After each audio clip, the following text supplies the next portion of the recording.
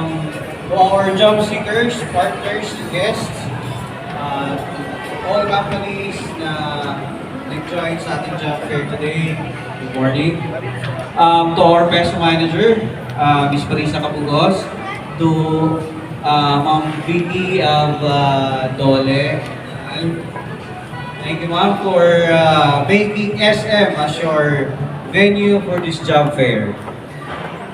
As we present the day with opportunities to all the job seekers, SM City San Mateo is glad to be your venue and partner for this year's trabaho para sa Super Pinoy Job Fair 2024. It is true that we need a plan to guide our life. This vision should be guided our skills and talent. Every time we have a career in our mall, part of our prayer is for our job seekers that they may have a good news to their family when they get back home.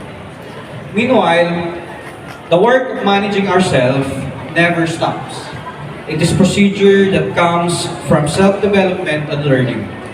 We should never stop making ourselves qualified because it opens the door for a successful career.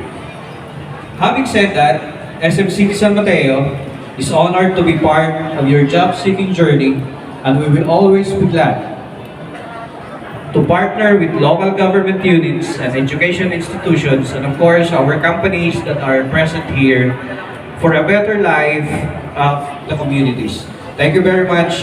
Good morning, everyone.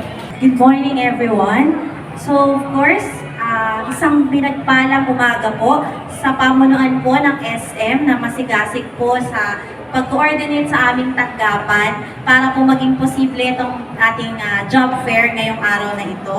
Sa atin pong mall manager kay Sir Francis Lira at sa atin pong assistant mall manager si Ms. Kay Celebre.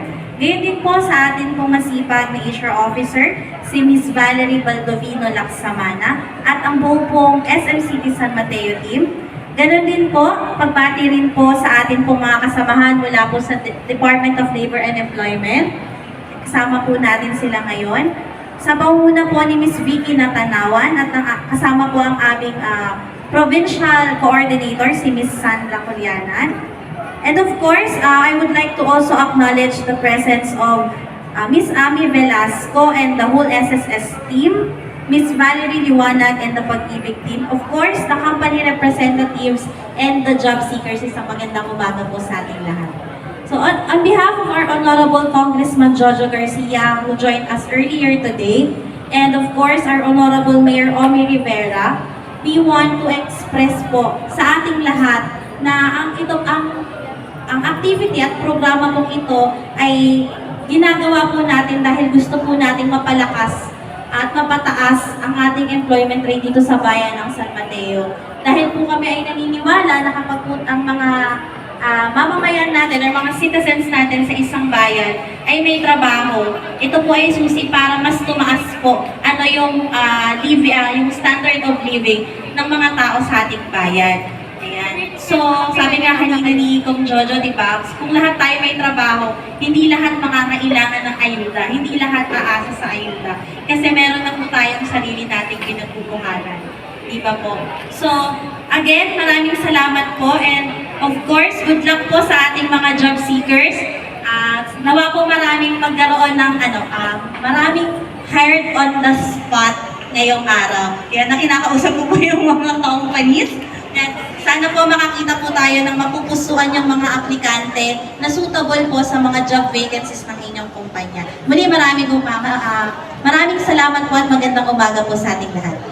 Umaga po sa ating lahat.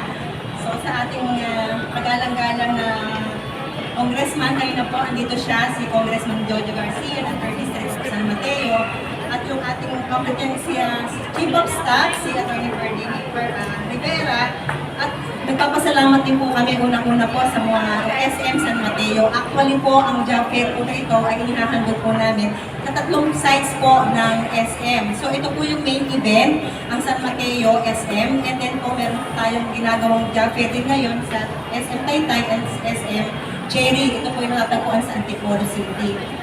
So ngayon po ay nakapagtala po ang ating peso o ang dole ng 22 22 companies po na rehistrado. Ito po ay lehitimong kumpanya po na meron pong may vacancy po tayo na 802. Nakapagtala po tayo ngayong araw na to ng 802 na job vacancies. So sa mga manpower seekers, ano pa hinihintay nyo? Mag-apply na po kayo.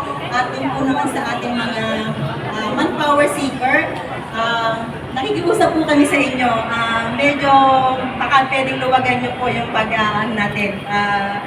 Pagkuha po ng ating mga, alam po mo may mga requirements po kayo sa bawat kumpanya. Pero po nakikiusap po kami, sana po may hard on the spot po ngayong araw na ito. Ano po kasi po kami ay may target din po na tinitignan na magkaroon po tayo ng hard on the spot. Doon po sa mga job seekers, galingan nyo po ang pagsagot. Ito po kasi opportunity nyo na pwede po kayong mag-apply kahit po ilang job vacancy na nakatala po dyan. Kung kayo po ay ito ay qualified dun sa imo-offer po ng kumpanya, lahat po ay pwede nyong applyan. Hindi lang po ito limitado sa isang kumpanya lang na pwede nyong applyan. Lahat po ay pwede nyong applyan kung kayo ay qualified dun sa requirement po ng kumpanya. Ano po? So, in behalf po ng Department of Labor and Employment, sa pamamagitan po ng aming head, si Ms. Celia Arrola, so nagpapasalamat po ang aming tanggapan sa SM, lalo-lalo na po sa SM Mall Manager, si Mr. Francis Lira, sa Assistant Mall Manager, Ms. Karen Celebre, and of course po yung ating HR Manager, Ms. Valerie Baldovino Laksamana. So maraming pong salamat. Ito po kasi job fair na ito ay suki po ang dole at ang peso. Dahil po ito ay kagaya na sinabi ng ating MC, taon-taon po ay ginagawa itong Kalayaan Job Fair sa SM Malls. Ito po ay main event po ng ating Kalayaan Job Fair. So maraming salamat po sa ating job seekers, sa manpower seekers, at of course po, higit sa lahat po yung ating local government unit sa pamamagitan po ng Public Employment Service Office. So yun lang po at magandang umaga po sa ating lahat.